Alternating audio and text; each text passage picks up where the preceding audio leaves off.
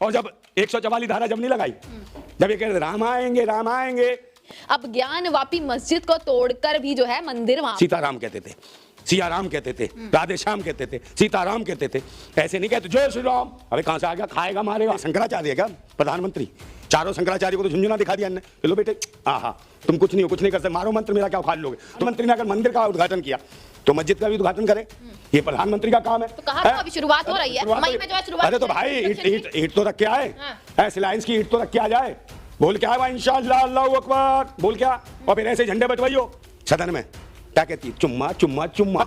EVM का मतलब है इलेक्शन बेईमान मशीन, इलेक्शन बेकार मशीन, इलेक्शन बर्बाद मशीन। ये जूता उनको दिखाना विरोधियों को, भूतनी वालों को जो शिक्षा स्वास्थ्य रोजगार बर्बाद कर रहे हैं। नमस्कार, मैं दामिनी शर्मा, सजग भारत में एक बार फिर से आप सभी का स्वागत करते हैं। देखिए एक बड़ी खबर आई ज्ञानवापी मस्जिद को लेकर। देखिए पहले भी ज्ञानवापी मस्जिद का एक मुद्दा छिड़ा था, जब कहा गया था दो तरीके की बयान आए थे, कोई कहता था कि फव्वारा है और कोई कहता था कि शिवलिंग के रूप में उसको बताया जाता था। वहीं अब एक बड़ा खुलासा हुआ है, यानी कि ट्रेंडिंग पर यह खबर है कि ASI की रिपोर्ट जो है वो आ चुकी है, जो लगातार सर्वे किया जा रहा था, वो सर्वे का रिपोर्ट जो है वो सामने आ चुका है और ये पता लगा है उस सर्वे में कि वहां पर मंदिर ही मौजूद था। जितने भी जो पुराने तत्व वहां पर मिले हैं वो सभी मंदिर से जोड़े जा रहे हैं और मंदिर से ही रिलेटेड उन्हें बताया जा रहा है, उसी संबंध में बताया जा रहा है कि मंदिर वहां पर था। तो एक बड़ा सवाल ये उठ रहा है कि अब ज्ञानवापी मस्जिद को तोड़कर भी जो है मंदिर वहां पर काशी विश्वनाथ में बनाया जाएगा, ये सबसे बड़ा सवाल। और जवाब देने के लिए आप देख लीजिए हमारे साथ में कौन मौजूद है। भैया नंदा भाई राजपूत हमारे साथ मौजूद है।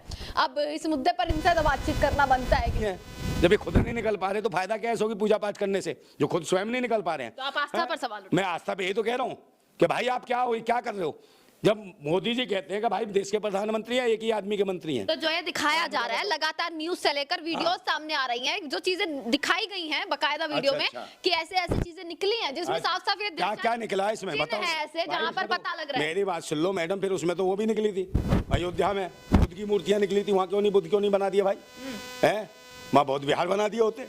आप ये बताओ ना, उसमें तो बुद्ध की मूर्ति निकली, राम की तो कुछ निकला ही नहीं उसमें, बताओ फिर।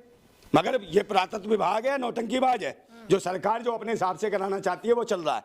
और अभी कह रहे थे मथुरा में वो कृष्ण जन्मभूमि है, अब बताओ कृष्ण लला को लाएंगे, सरकार को क्या फायदा होगा? पहले राम लला को लाए, पहले मेरी बात सुन लो, राजनीति है, धर्म के नाम पे नौटंकी है, पाखंड है, यह आस्थाओं के साथ खिलवाड़ है, भारत की आस्थाओं के साथ खिलवाड़ है, देवी देवताओं का मजाक बनाया गया।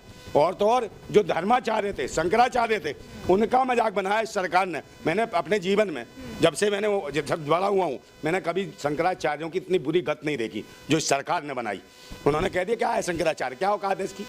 मोदी जी ने कहा क्या औकात है इसकी, इसके बस की है, ज्यादा बड़ा शंकराचार्य, 4 शंकराचार्य हैं चारों जगह के। ऐसा कब कहा मोदी जी ने? ये कहा और क्या कब कहा कि भैया क्या होगा। भाई उनकी जो है ना, मेरे भाई उनके एस्कॉर्ट छीन ली है, उनकी एस्कॉर्ट छीन ली, उनकी जांच जो सुरक्षा एजेंसी जो लगी हुई थी उनके साथ वो छीन ली। और उन्होंने कहा कि बस की क्या है, कर ले मेरा। उन्होंने कहा कि मैं करूंगा प्राण प्रतिष्ठा, और कर दी प्राण प्रतिष्ठा। एक बात, प्राण प्रतिष्ठा का मतलब क्या होता है मैडम, पत्थरों में जान डाल देगा, प्राण फूंक देगा।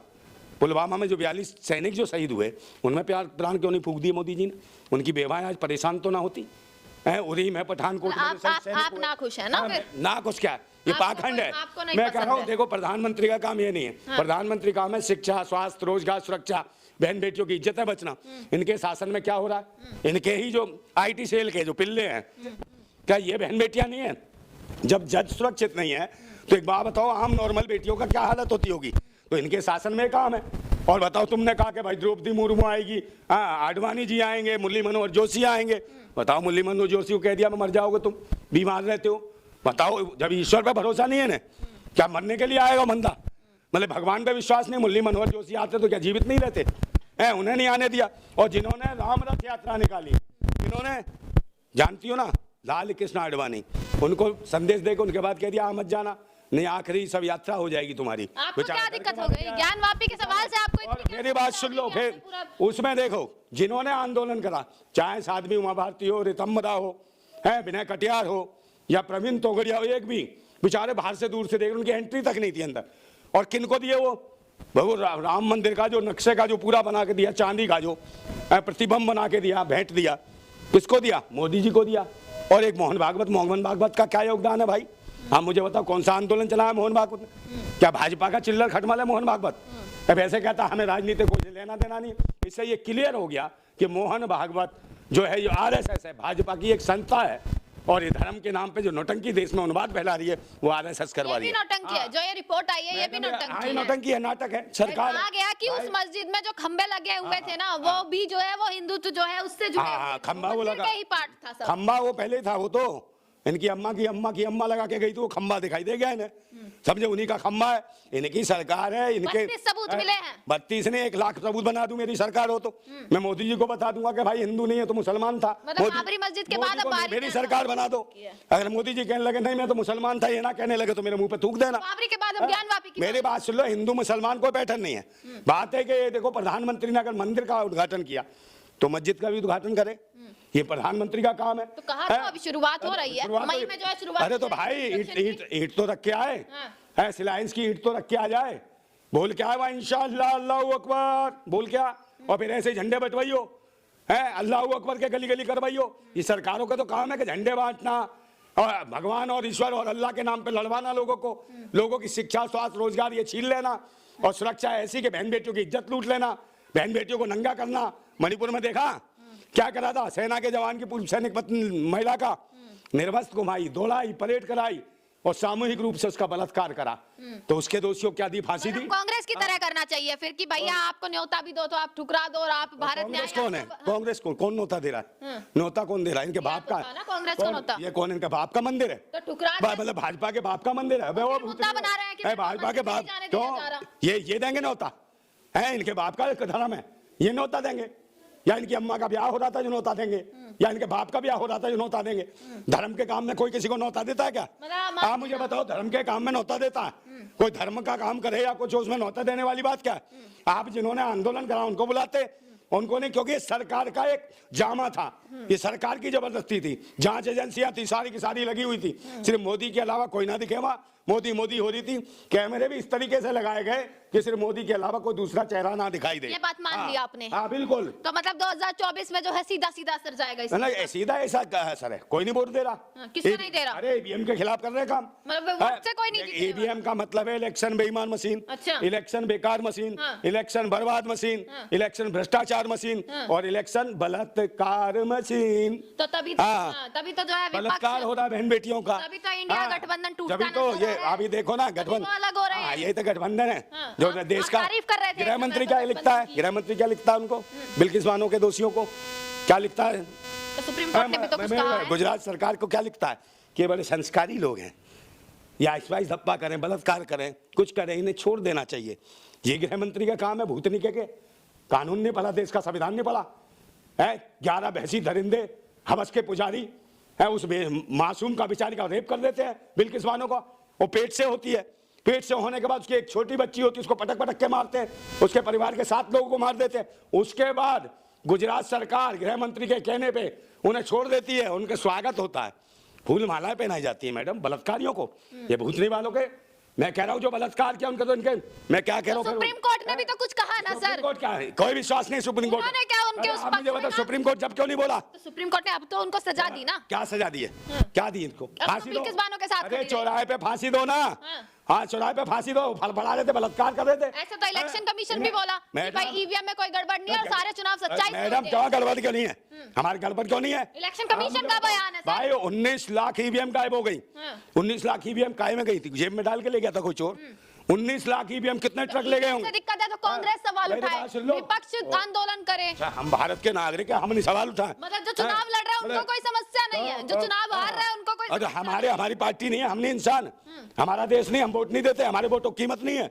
कोई भी लूट ले जाएगा, वोट भी तो हमारी इज्जत है। कोई लेट जाए, बलात्कार करे, भूतनी का जो मर्जी करे, वोट के साथ इसकी खोपड़ी नहीं मस्ती। आप सरकार का विरोध करो, आप सरकार की नीतियों का विरोध करो, पर आप नंदा भाई आप कोई नहीं होते। आप श्री राम का विरोध करने वाले आप कोई नहीं होते। श्री राम का क्या विरोध किया? आप ही तो विरोध करे कि टेंट में बिठा दिया है या ये कर दिया। मेरी बात सुन लो, जो टेंट में थे तो फिर ये दूसरा राम कहाँ से ले आया?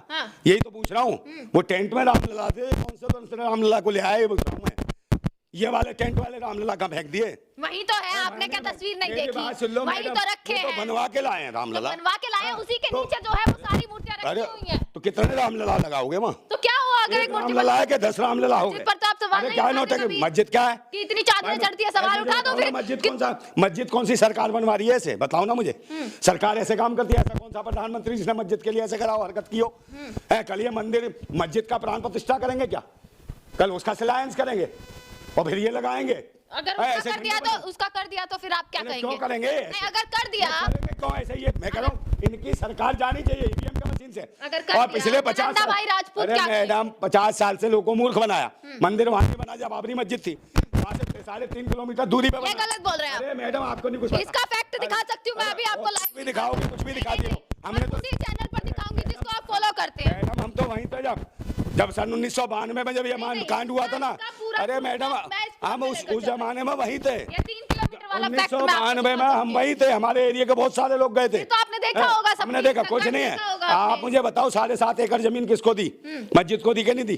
उससे 3.5 किलोमीटर कितना दूर मंदिर बना। तो जब ऐसे ही मुल्ला और पंडितों ने मूर्ख बनाना था देशवासियों को, कांग्रेस और भाजपा ने मूर्ख बनाया देशवासियों को, 50 साल बर्बाद कराया। असली क्रांतिकारी फिर कौन है? सब छोड़ दीजिए, मोदी छोड़ दो, राहुल गांधी छोड़ दो, भाजपा छोड़ दो, कांग्रेस छोड़ दो, मंदिर छोड़ दो, मस्जिद छोड़ दो। असली क्रांतिकारी असली कौन है फिर? नाम है क्रांतिकारी नेताजी सुभाष चंद्र बोस, अशफाक उल्ला खान, पंडित चंद्रशेखर आजाद, भगत सिंह, राजगुरु, सुखदेव, समझे, शहीद उधम सिंह, गुलाब सिंह लोधा, बहुत सारे क्रांतिकारी हो। महिलाएं देख लो, रानी अवंतीबाई, लक्ष्मीबाई, झलकारी बाई, हैं बहुत सारी, एक से एक महिला नहीं, समझे, बेगम ये जो थी, जो जिन्होंने झंडा बनाया मैप करा जिनका तैयार है, सुरैया तैयब, ऐसी ऐसी महिलाओं ने इस देश और राष्ट्र के लिए काम किया। और आप पाखंडवाद को आप जगह दे रहे हो? बताओ संविधान पाखंडवाद को कहाँ जगह? कहाँ पे आसमान से क्या गिर रहा माल है? आपने पाखंड मचा रखा पूरे देश के अंदर। देश का रुपया बर्बाद, इतनी महंगाई है, शिक्षा और स्वास्थ्य और रोजगार की स्थिति कमजोर है। यहाँ तक कि यूनिवर्सिटियों में देख लो, आपने दिल्ली में क्या था, हम आंदोलन कर रहे हैं ईवीएम को लेकर, आपने कहा कि 144 धारा। देख लो, गौर से सुन लो मैडम, ये जूता ना देखो अपना, ये जूता उन्हीं को दिखाना, विरोधियों को, भूतनी वालों को, जो शिक्षा स्वास्थ्य रोजगार बर्बाद कर रहे हैं। अभी जूता मजबूत है, चिंता ना करो, ये पड़ेगा भी नहीं भूतनी वालों के ऊपर जो देश को बर्बाद कर रहे हैं। तैयार रखना जूते को। और जब हम कहते हैं यहाँ पे हमें आंदोलन करना है तो 144 धारा, ठीक है, ईवीएम के खिलाफ डिटेन कर लेते हैं, हमें गिरफ्तार कर लेते हैं। और कहीं जब वो जो है क्या नाम है, विश्वविद्यालय में जो अभी शहीद भगत सिंह है, एकता मंच की जो एक लड़की है बादल, उसके साथ बदतमीजी की गई, वहाँ गुरुकुल बना रहे हैं, विश्वविद्यालय के अंदर बदतमीजी कर रहे हैं, जाति सूचक शब्दों का उपयोग कर रहे हैं, जाति पाति के नाम पे गालियां दे रहे हैं।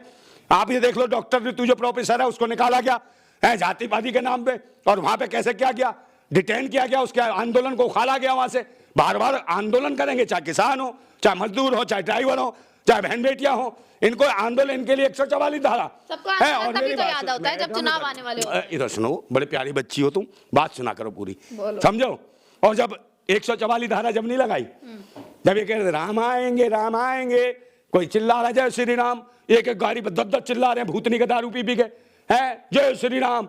कई तो लुढ़क गए ट्रक से, और शाम को कर रहे थे राम नाम सत्य, राम नाम सत्य, समझे। आज भी एक को देखे आऊं, ऐसे ही मरे हैं जो जय श्री राम दारू पी के कर रहे थे काम, समझे नहीं। और इनके लिए 144 धारा नहीं, जो बदतमीजी कहीं भी झंडे लगा रहे थे, किसी मस्जिद पे, किसी पे भी बाजार पे। मेरी बात सुनो, काहे का राम भक्त? कोई भी नहीं है राम भक्त है, आस्था का नहीं। अरे जय श्री राम नहीं हो गया, ऐसे कर दिया कोई गैंग का नाम हो, कोई बहुत बड़ा गैंगस्टर हो जय श्री राम।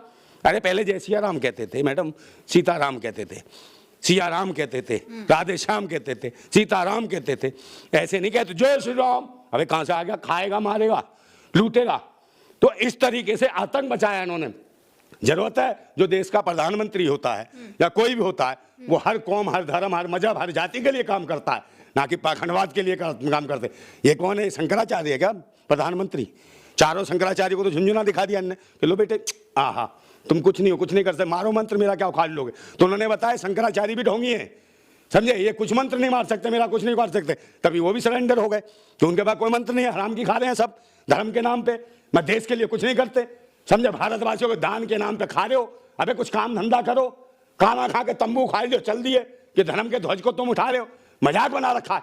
और देश की बहन बेटी के लिए इनमें से एक बोला शंकराचार्य, जो बहन बेटियों की इज्जत लूटती है, इनके बलात्कार होते, एक शंकराचार्य बोला हो, प्रधानमंत्री ने एक शब्द कहा हो, इस बहन बेटियों के लिए जो यहाँ हुआ बनारस हिंदू यूनिवर्सिटी में जो रेप करा, उसके भाजपा IT साइकिल के मोदी के खास गुरुओं ने उनके साथ फोटो, और इनकी जो महिला बाल विकास मंत्री है, जानती हो मैडम वो क्या कहती है सदन में, क्या कहती है, चुम्मा चुम्मा चुम्मा है। 56 साल की हो गई अम्मा, इसे कौन देगा चुप्पन, एक 56 इंची वो नहीं देखता। 1-2 इंची इधर उधर भी देख लिया कर अपनी लोकसभा क्षेत्र में। बनारस हिंदू यूनिवर्सिटी में बलात्कार कर दिया हिंदू बेटी का, तेरे IT सेल के गुरगों ने। उन्हें कौन फांसी देगा? उन्हें कौन भूनती मारो गोली मारेगा? मेरे जैसे क्रांतिकारी के हाथ में दो बंदूक, उन तीनों को सालों को भून दूंगा, सामान उड़ा दूंगा उनका। बड़े फड़फड़ाते बलात्कार, जिंदगी भर हिजड़े बन जाएंगे भूतनी के, भले मेरे को फांसी हो जाए। ऐसे बलात्कारियों को तो उड़ा देना चाहिए। आज जब बकवास करते हैं इंसाफ की, है जय श्री राम जय श्री राम, मारो इनको जो बलात्कारी हैं, अत्याचारी है, पाखंडी है, ढोंगी है। जज नहीं इनके शासन में। देश के सीमा पे जवान जो रक्षा करता है उसकी पत्नी को निर्वस्त्र करके इज्जत लूट लेते हैं। चलो एक बलात्कारी जनता पार्टी के गुर्गे हैं। अब बताओ क्या सुनना चाहती हो? मैं 2 पंक्ति के साथ खत्म कर दी। कौन सी 2 पंक्ति सुनाऊं? बताओ। सुना दीजिए। मैं सुना देता हूं। मैंने सुने थे बेरहमी के मंजर बहुत, आज ये मंजर मैंने देख भी लिया। और जिसको दिया था देश की हिफाजत का ठेका, उसी के हाथ में खूनी खंजर देख भी लिया। और ये जो धर्म मजहब के पाखंड का जो धुआं सा उठ रहा है, कहीं मेरी भारत माता घुट तो न जाएगी, कहीं मेरी भारत माता घुट तो न जाएगी। ये जो भगवा सी लपटें उठ रही हैं, कहीं मेरी भारत माता जल तो न जाएगी, कहीं मेरी भारत माता जल तो न जाएगी। और हम क्रांतिकारी, दिल में आग और हाथ में क्रांति की मसाल लेके चलते हैं। दिल में आग और हाथ में क्रांति की मसाल लेके चलते हैं। ओ भगवादारी, ओ पाखंडी, ओ ततैयो, तुम क्या मेरी भारत माता को जलाओगे? अगर क्रांतिकारी की मसाल के आगे आगे ना तो जल के राख और खाक हो जाओगे। एक ध्यान रखना कि तूफानों से आंख मिलाओ, सैलाबों पर वार करो और पाखंडवाद का चक्कर छोड़ो, राष्ट्रवाद के साथ चलो। भारत जिंदाबाद था, जिंदाबाद है और जिंदाबाद रहेगा। जिंदाबाद भारत। चलिए इसी के साथ देखिए नरेंद्र नंदा भाई राजपूत हमारे साथ थे और काफी लंबी चर्चा जो है वो इस मुद्दे पर हो चुकी है। तमाम जो है अगर एक सवाल करते हैं तो तमाम चीजें साथ में निकल कर आती है, क्योंकि हर चीज का आपसी में संबंध है। पर सबसे बड़ा सवाल जो इस वक्त लगातार एक उठ रहा है, जो इस वक्त लगातार एक ट्रेंडिंग पर न्यूज चल रही है, वो सिर्फ और सिर्फ चल रही है ज्ञानवापी मस्जिद को लेकर। और अभी ये भी देखना है कि आगे क्या क्या होता है, क्योंकि अगर एक तरफ से कोई प्रक्रिया आ रही है, एक तरफ से क्या हो रहा है, तो दूसरी तरफ से भी क्या होने वाला है, सिक्के का दूसरा पहलू क्या कहता है, ये भी जानकारी जो है वो जरूरी है जानना। इसी के साथ तमाम जानकारी, चाहे वो 2024 से जुड़ी हो, चाहे वो करंट मुद्दों से जुड़ी हो, चाहे वो पब्लिक ओपिनियन हो, जनता की आवाज हो, हर चीज आप तक पहुंचती रहेगी समय से समय। बस देखते रहेगा सजग भारत। आपका बहुत बहुत शुक्रिया। हाँ।